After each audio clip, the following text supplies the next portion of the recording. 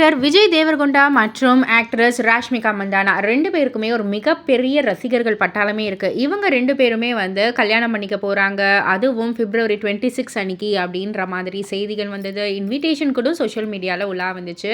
But ஆனால் 2 பேர் சைட்லேருந்து இது வரைக்கும் ஒரு நியூஸ் கூட வராமல் இருந்தது. பட் ஆனால் இப்போ இருவரும் சேர்ந்து ஒரு அறிக்கை மாதிரி வந்து விட்டுருக்காங்க. ஒரு கார்டு மாதிரி இருக்குது. அதில் வந்துட்டு நாங்கள் வந்து எந்த ஒரு பிளான் பண்ணாலும் சரி, இல்லை எங்களுக்காக நாங்கள் எதை சூஸ் பண்ணாலும் சரி, நீங்கள் அதில் வந்து இருப்பீங்க. ஸோ ரசிகர்களை வந்து சொல்கிறாங்க.